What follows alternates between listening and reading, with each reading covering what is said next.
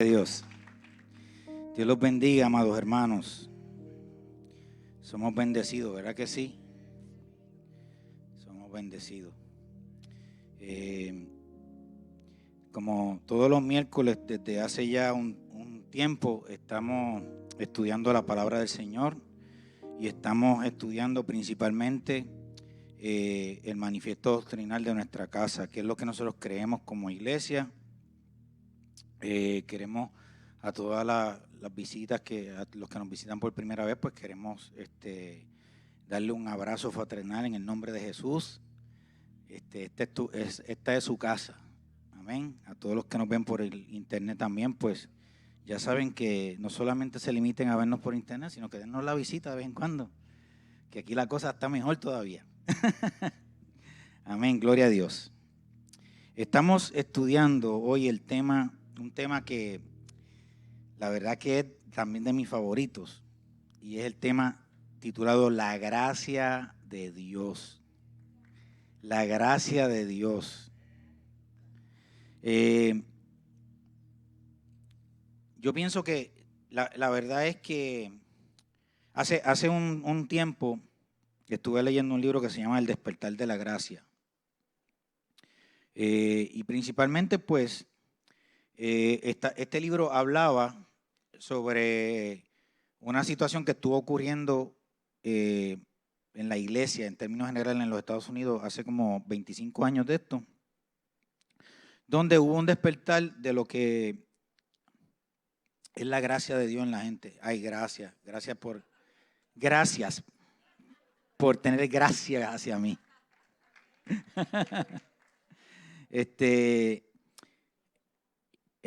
Pues este libro me encantaba, lo leí y lo estudié, porque es que presentaba una cara de la iglesia de esa época donde, o sea, estaba ocurriendo un despertar de lo que es la gracia divina, pero había una situación en la iglesia de ese tiempo, y era que la iglesia antes de la época de esa fecha, pues era extremadamente legalista.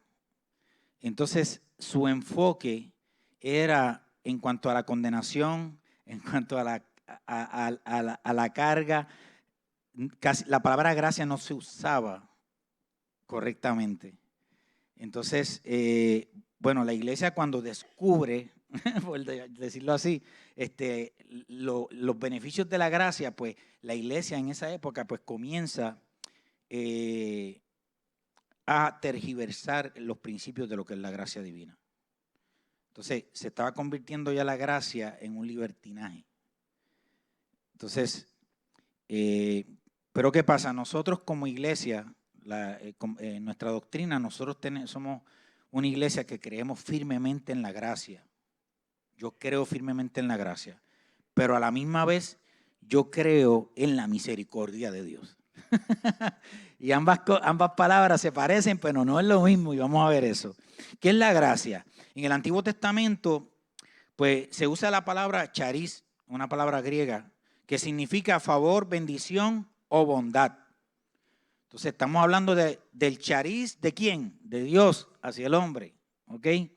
La gracia es que Dios nos escoge, esto es gracia, que Dios nos escoge a nosotros para bendecirnos en lugar de maldecirnos.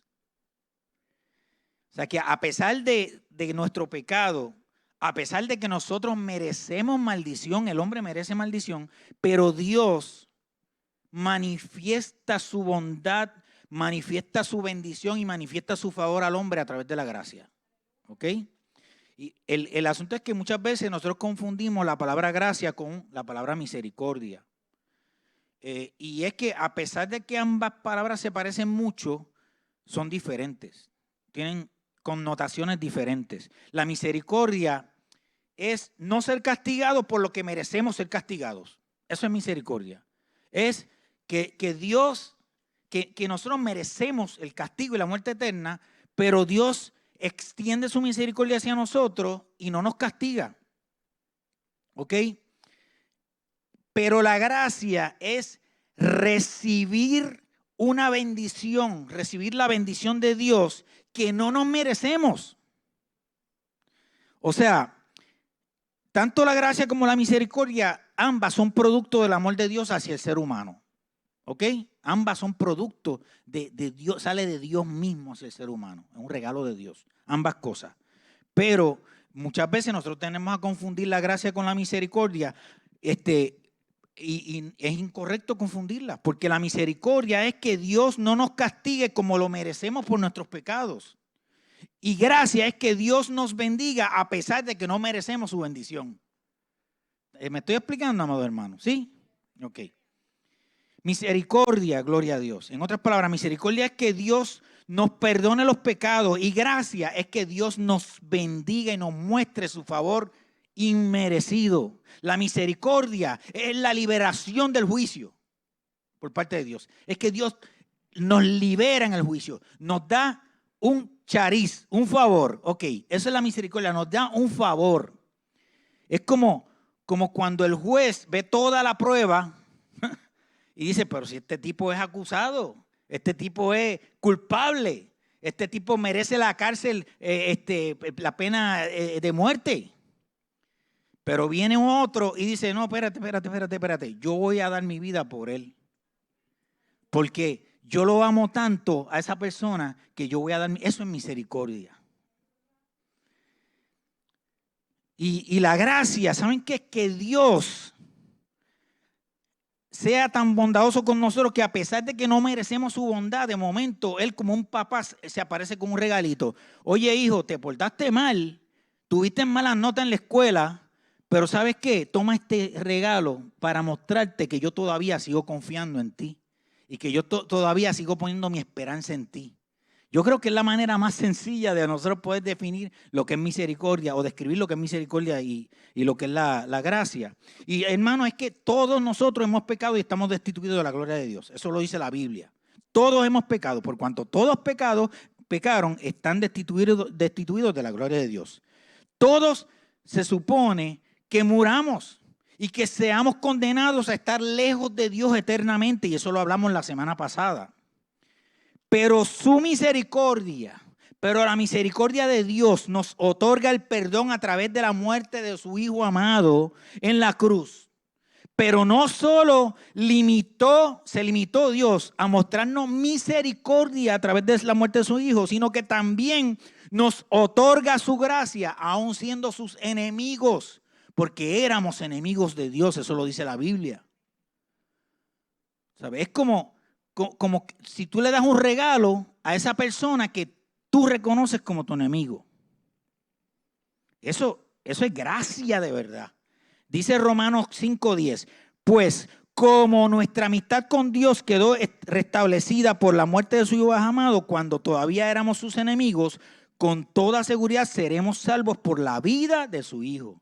¿Sabes? Aún siendo pecadores, enemigos de Dios, Dios tuvo esa gracia de otorgarnos a nosotros el perdón de nuestros pecados. Dios derramó su gracia sobre nosotros, no por nuestras propias acciones. Y eso tenemos que tenerlo claro. Yo puedo hacer lo que sea, pero yo no recibo la gracia de Dios porque Dios me la quiere dar por lo que yo hice. Dios derrama su gracia sobre nosotros porque es su voluntad, porque Él quiere, porque Él es un Dios misericordioso. Y nuestro deber, ¿saben lo que es? Es creer en Él. Eso es todo. Nuestra responsabilidad, amados hermanos, ¿saben lo que es? Es la fe. Creer, eso es todo. Efesios 2, 8 al 9 dice, Dios los salvó por su gracia cuando, ¿qué? Cuando creyeron. Ustedes no tienen ningún mérito en eso. Es un regalo de Dios. La salvación no es un premio por las cosas buenas que hayamos hecho. Así que ninguno de nosotros puede jactarse de ser salvo. Eso está, apúntese así, amados. Efesios 2, 8 al 9. Porque más claro que eso, no creo que podamos escucharlo en ningún lado. Juan 1:17 dice, pues la ley fue dada por medio de Moisés, mientras que la gracia y la verdad nos han llegado por medio de Jesucristo. ¿Cuándo fue que se comenzó a manifestar la gracia en el hombre? Desde el mismo Génesis, amados hermanos. Cuando el hombre peca, desobedece a Dios y aún así Dios cubre su desnudez matando un animal y poniendo la piel del animal en el hombre. Eso es gracia. Esa es la primera manifestación de gracia que hay en la Biblia.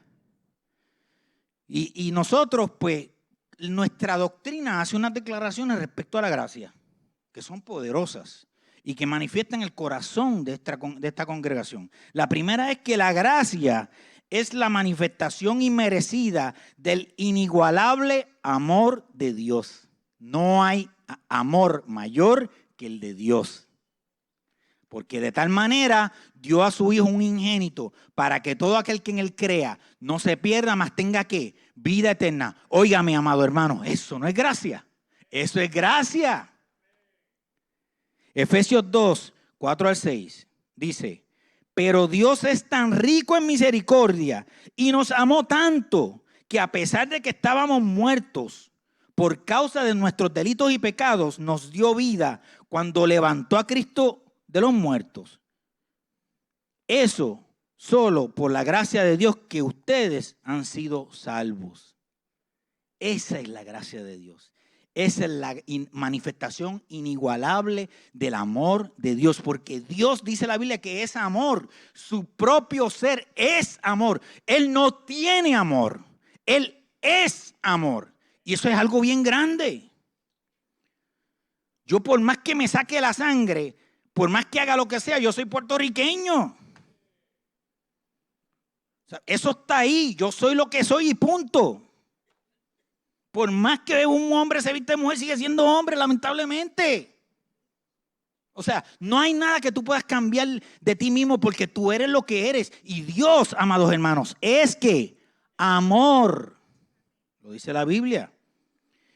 Segunda declaración, la gracia se aprecia en que Dios elige al pecador, le provee fe para crecer, le convence del pecado y de juicio, le justifica de su maldad, santifica su vida y le glorifica para siempre en la eternidad. Miren qué hermoso está eso. ¿Sabe? Nosotros creemos y como creemos nos convence del pecado. Pero viene y a través de la sangre del Hijo amado justifica, nos justifica. Y después se encarga de a través de la obra del Espíritu Santo santificarnos.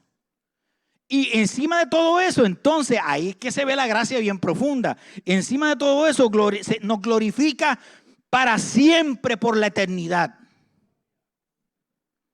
Juan 6:44 dice: pues nadie puede venir a mí a menos que me lo traiga el Padre que me envió, y yo resucitaré en el día final. Hay una promesa de vida eterna para nosotros, amados hermanos.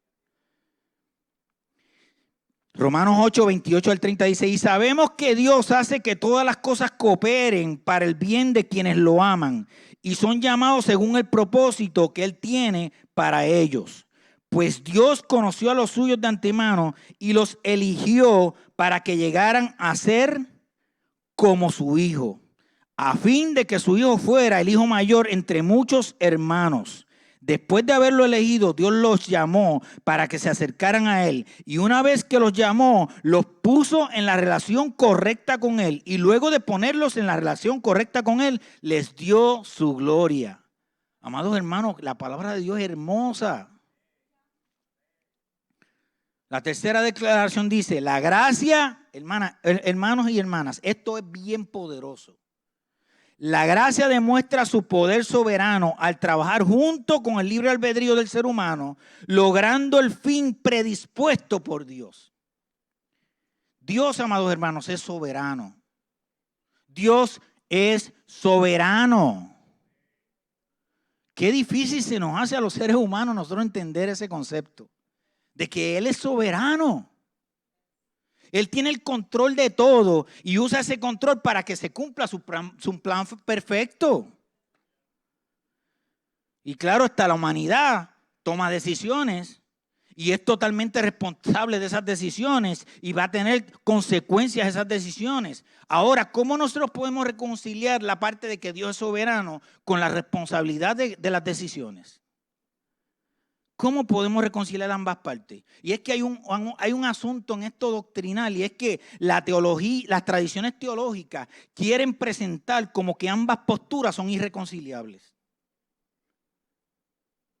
Y esa es la tradición teológica, ha sido así, que ambas posturas, la postura de que Dios es soberano y tiene control de todo, como que está contrario a la postura de que las decisiones, de que nosotros tengamos la oportunidad de tomar decisiones como humanidad.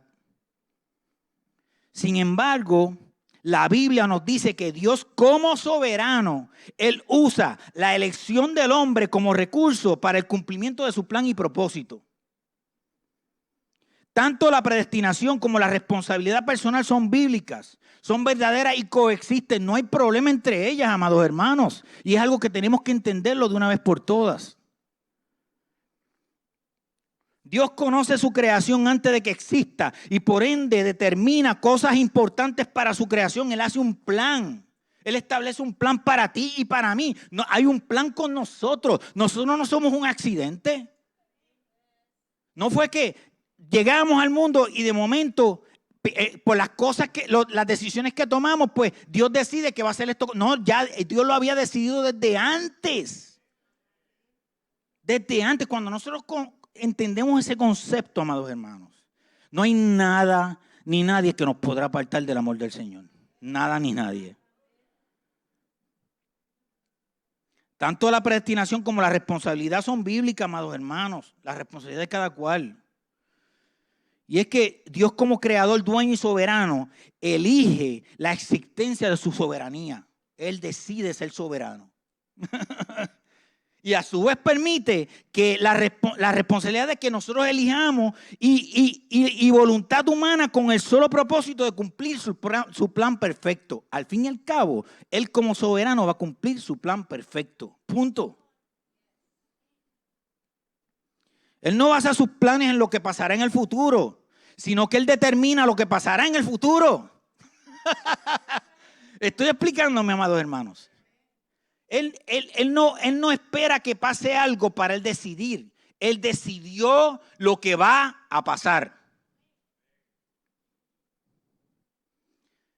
Y ¿sabes qué? Al fin y al cabo, Él usa las decisiones que nosotros tomamos. ¿Para qué? Para que se cumpla ese propósito y ese plan de Él, porque Él es soberano.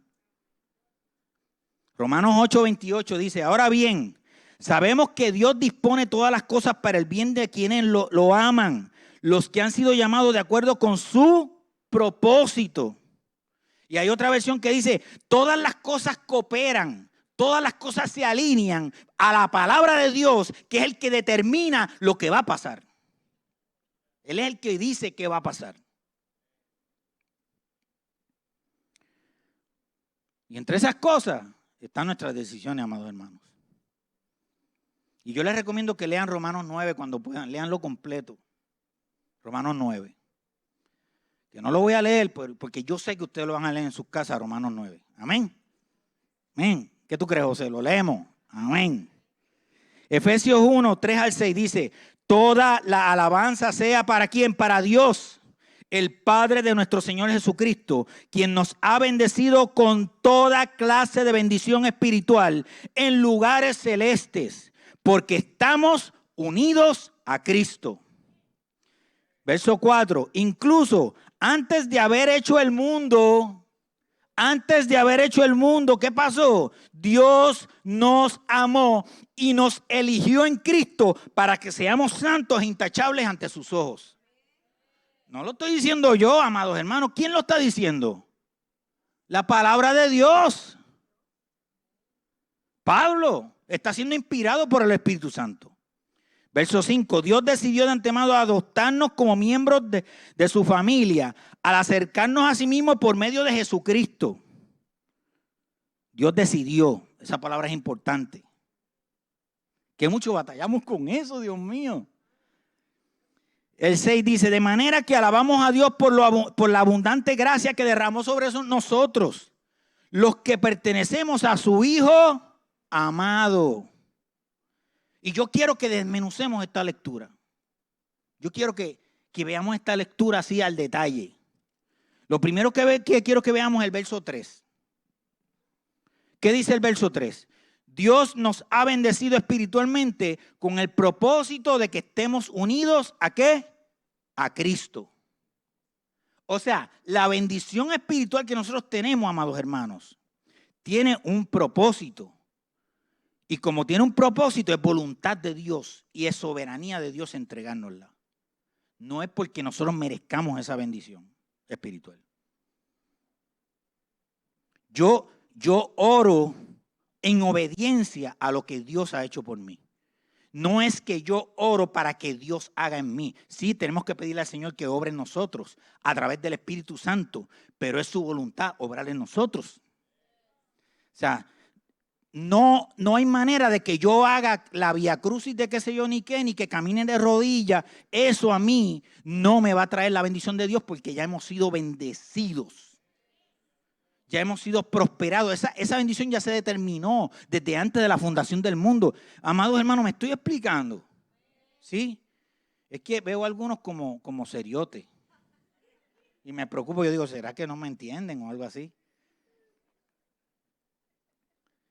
Entonces, hemos sido bendecidos espiritualmente, pero eso no tiene el propósito de darnos un título ministerial.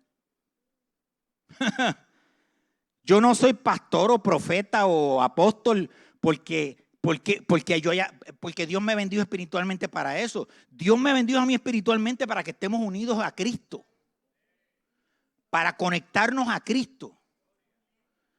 Entonces, como parte de esa conexión, Él me da un ministerio para que yo vaya por el mundo a predicar el evangelio a toda criatura, para bendecir al cuerpo de Cristo.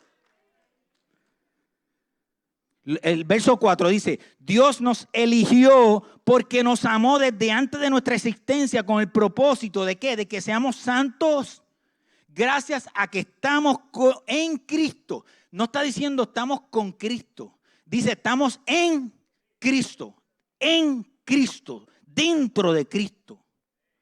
Ese es nuestro DNA, Cristo. De Él es la gloria, de Él es la honra. Para siempre y por siempre. Fíjense que todo está conectado ¿a qué? A Cristo.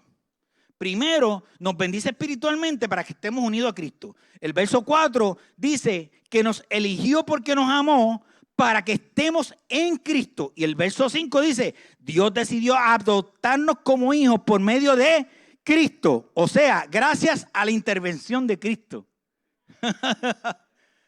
Seguimos con lo mismo. Aquí esto no se trata de mí, esto no se trata de ti. Ni tú ni yo no merecemos nada. Estamos aquí por la gracia de Dios y esa gracia está tipificada en la figura de Cristo Jesús.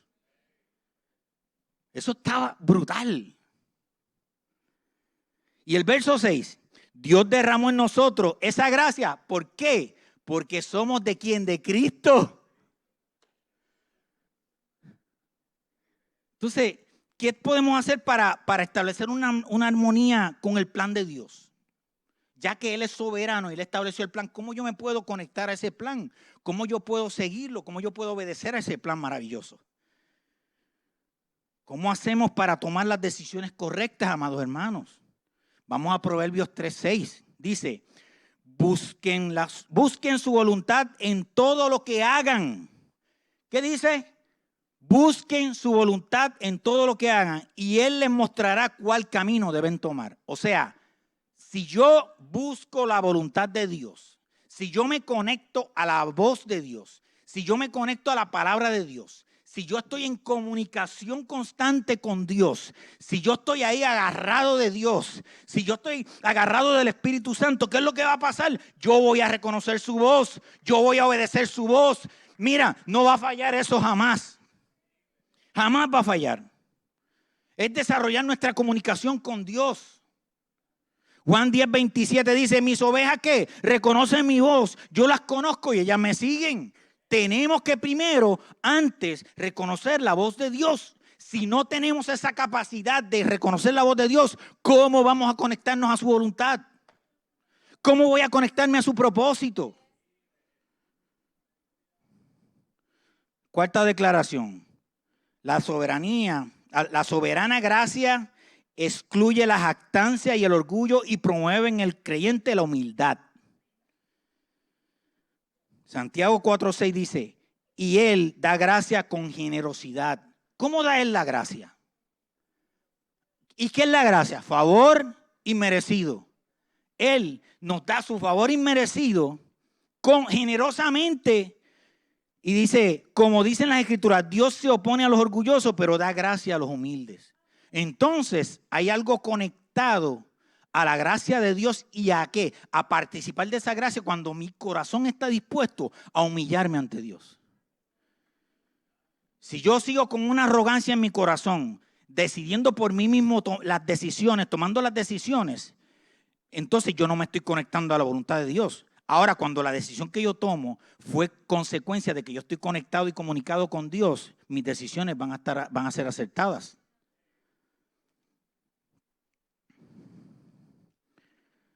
Quinta declaración. La gracia garantiza la perseverancia del creyente hasta el fin. Puede que el creyente caiga en pecado por ignorancia, negligencia, debilidad y tentación. Puede que el creyente contriste el Espíritu Santo o menoscabe sus virtudes y bienestar, atraer reproches a la causa de Cristo y consecuencias temporales sobre sí mismo. Sin embargo, el gran poder de la soberana gracia de Dios garantiza la salvación del hombre. En Cristo Jesús somos salvos, amados hermanos. Esto a mí me trae una paz tremenda, porque yo puedo disfrutar de la gracia de un Dios perdonador. No un Dios que tiene un garrote para meterme por la cabeza cada vez que yo cometo un error. Si fuera así, yo tuviera la cabeza toda chichona. Porque todos los días cometo errores. Todos los días. Hermanos, y a los ojos de Dios no hay errores grandes y pequeños. Que ese es un problema del ser humano. Que piensa que porque aquel se fumó un cigarrillo de marihuana es más pecador que uno que mintió. Pero no, eso no es cierto. Ambos son pecadores. Y mientras estemos en este cuerpo, como decía Pablo, mientras yo esté en este cuerpo, yo sigo batallando. Pero me trae paz el saber que he sido un hijo perdonado. hermano Julio es el único que disfruta de esto, yo creo. Es que es algo maravilloso ser hijos de Dios. ¿Estamos de acuerdo o no estamos de acuerdo, amados hermanos? Es maravilloso ser hijo de Dios. Es maravilloso disfrutar de la paz que a mí me da el saber que Dios perdona mis pecados. Que no importa los errores que yo cometa, no importa los pensamientos que tuve en el día, eso a mí me trae. Es más, ¿saben qué? Eso a mí me ayuda mucho, ¿sabe qué? A conectarme más a Dios. Porque ya no lo veo a Él como el jefe y lo veo como el Padre Celestial. Entonces ya no tengo el miedo de decirle, Abba, Padre, papito, te fallé, mala mía. ¿Y qué es lo que Él me dice? Eres perdonado. Ya Jesús pagó por ti. Te levantas de la mesa después de haber gastado tanto dinero y darte la buena vida. ¿Y qué pasa? Viene, te levanta y cuando vas a pagar dice, no, si ya pagaron tu cuenta. O de momento cometiste una infracción de tránsito. A mí 250 pesos tuve que pagar hace como 2 años. Sí, y saben que yo llevaba manejando, qué sé yo, como 40 y pico de años y nunca me habían dado un ticket. Y me lo dieron un domingo en la mañana, yo glorificando al Señor. No me di cuenta, amado hermano, pero es que a veces no nos damos cuenta de los errores que cometemos. Y aún de los que no nos damos cuenta, Dios nos está perdonando. Entonces es como si cuando yo fuera a entrar ahí a pagar en la aplicación, ¿verdad? A pagar el ticketcito, de momento aparece, ya fue pago. Ya tu error, otra persona lo pagó. Y eso es lo que pasa con nosotros. Amén. ¿Por dónde iba? Ok. Dice, el amor de Dios hacia ti, el amor de Dios hacia ti no depende de tu amor por Él. Miren qué lindo eso. No depende de tu amor por Él. Dios nunca dejará de amarnos, amados hermanos. Nunca. Porque ¿qué es lo que pasa? Él no puede dejar de ser el mismo. Él es amor. Y el asunto es que cuando nosotros cuando nosotros hemos conocido de la verdad, ese amor, vamos a vivir buscando agradar al Señor con todo lo que hagamos. ¿Me estoy explicando? Miren, cuando yo entiendo ese principio, yo voy a tratar de ser una mejor persona, un mejor cristiano, un mejor hijo de Dios, un mejor ejemplo, más luz, más sal a la tierra. ¿Por qué? Porque estoy agradecido. No es lo mismo que yo haga las cosas por miedo, por temor a un Dios que me va a meter el garrote por la cabeza, a yo hacer las cosas por agradecimiento a ese Dios que lo hizo todo por mí. Amén, hermanos. Y vayamos a las 6. Ya estoy terminando. Avancé hoy, ¿verdad? El creyente es retado a vivir consciente y en armonía con la gracia divina, la cual debe apreciar y disfrutar al máximo en esta vida. Esa gracia divina nosotros tenemos que disfrutarla, amados hermanos. Hay que ser agradecidos con Dios. Hay que darle gracias a Dios porque, hermano, hay que ser agradecidos. Hay que ser, y ¿saben qué, amados hermanos? Nosotros los puertorriqueños debemos ser más agradecidos todavía de Dios. O sea, yo conozco gente en Colombia que camina para ir a la iglesia 3 horas a pie para llegar a la iglesia y no faltan un culto. 3 horas. Una vez yo hice un sonido en un lugar que se llama Ushuaia. Es la ciudad más austral del mundo, es la ciudad más al sur del mundo. Queda más abajo de la Patagonia, ¿ok? La temperatura estaba a menos 20 grados. Fahrenheit, menos 20 grados. Y a ese concierto que yo fui, fue gente en la parte de atrás de una pick-up. Hermanos, es que no estoy exagerando. En la parte de atrás de la pick-up estaba llena de gente que viajó más de 1 hora para ir al concierto. ¿Y saben lo que ellos hacían para no congelarse? 5 minutos, se quedaba un grupo en la esquina y a los 5 minutos cambio y se cambiaban para calentarse. Entonces se enfriaban los de la orilla. Y volvían y cambiaban cada 5 minutos y se iban rotando para calentarse. Entonces nosotros vivimos aquí a 5 o 10 minutos y a veces se nos hace tan difícil venir al servicio. Entonces, hay que ser agradecidos, amados hermanos. ¿Hay que ser o no hay que ser agradecidos? Pablo vivía constantemente reconociendo la importancia de la gracia divina. Él todo el tiempo, ¿qué era lo que él todo el tiempo decía? Cada vez que empezaba una carta que decía, gracia y paz a vosotros. Porque eso era lo que él deseaba para la gente. Él se lo dijo a los corintios, se lo dijo a los efesios, a los romanos. Cada vez que empezaba una carta decía, gracia y paz a vosotros. Ese era el deseo, el anhelo de Pablo para la gente. Primera de Tesalonicenses 5, 16 al 18 dice, estén siempre alegres. Nunca dejen de orar. Sean agradecidos en toda circunstancia, pues esta es la voluntad de Dios para ustedes los que pertenecen a Cristo Jesús. Y yo quiero terminar con esto. ¿Por qué? Porque si yo quiero obedecer la voluntad de Dios, yo tengo que estar siempre alegre. ¿Voy a estar alegre solamente cuando los días buenos? Siempre alegre. Quiere decir que el yo estar alegre es vivir en la paz de Dios todo el tiempo. La Biblia dice, no me malinterprete, la Biblia dice que tendremos aflicciones. ¿Sí lo dice o no lo dice? Sí lo dice, tendremos aflicciones. No es que esto va a ser fácil. Vamos a tener problemas, vamos a tener dificultades. Pero tengo un problema. ¿Pero a qué me dice Pablo?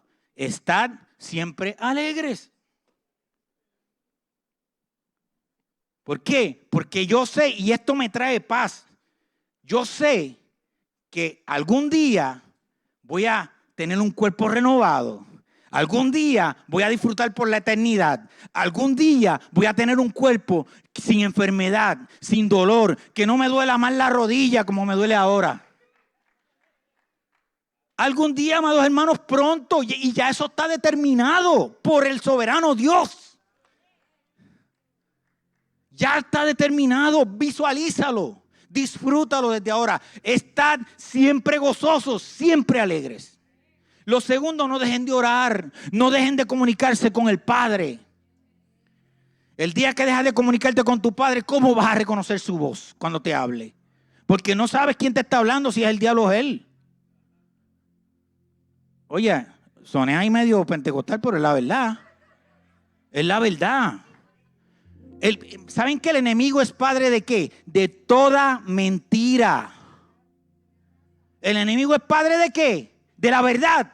El enemigo es padre de toda mentira y se disfraza como buena gente para que tú lo aceptes y le aceptes sus cosas. Pero cuando tú estás conectado a la voz de Dios, cuando tú estás conectado a la voz del Padre, cuando el Espíritu Santo está en ti, mira, pueden venir, mi texto favorito, caerán a mi lado 1000 y 10,000 a mi diestra y a mí no llegarán.